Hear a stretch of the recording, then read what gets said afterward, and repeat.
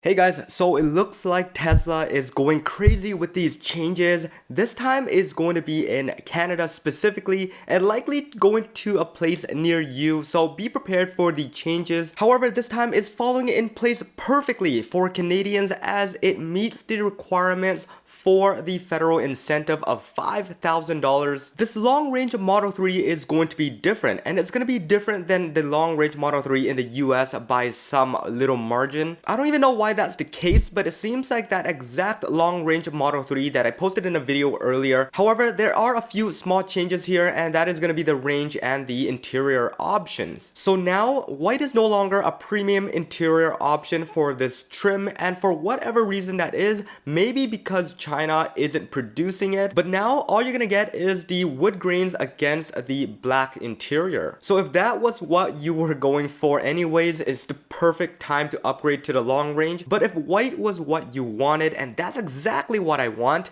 I'm gonna hold off because it's very disappointing that it's not an option. Now, what's more interesting about this is that we all know that the LFP model is going to be heavier, which means it has reduced range. And I'll talk about the range in a few moments here with the nickel versus LFP. But for this model specifically in the US and Canada, we're off by a few miles. So in the US, we have the exact same vehicle with 325 plus miles, and here we do have 335 miles. Now this is after all the conversion between kilometers and miles, and it makes more sense that we talk about miles here, but this is what we're getting, and it seems beneficial to Canadians in some way. Just an FYI here guys, EPA is used as a standard across the US and Canada, so generally it's the same. So don't think that, hey, because the US vehicle is tested against EPA, whereas Canada vehicles are tested against something else. Practically, if you step inside of a dealership, they're going to talk about EPA, and that's what it's going to be. So it's definitely kind of odd that in the US we have 325 plus, and up in Canada we have 335. Now, I don't know what this all means, but for sure we know that these vehicles are going to have LFP batteries made from China. But to simplify it even more for you guys across the globe, we're going from 575 kilometers now down to 534 kilometers. So that is a humongous range and a humongous drop from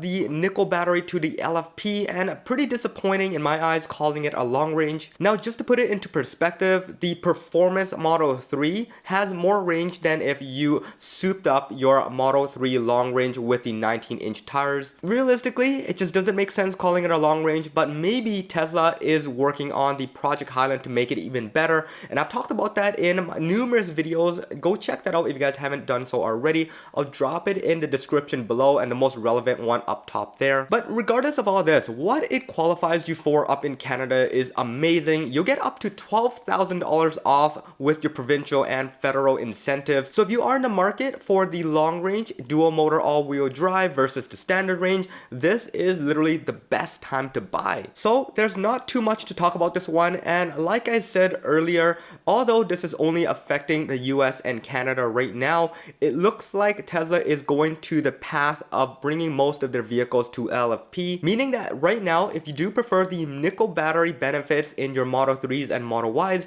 go pick it up right now, because at any given time in your country, Tesla could be switching it over to LFP. Anyways guys, this should wrap it up for this one. I hope you guys enjoyed it. Make sure you subscribe and hit that notification bell so I can update you guys as soon as I hear anything Tesla related. This should be it. This is John. Once again, peace out.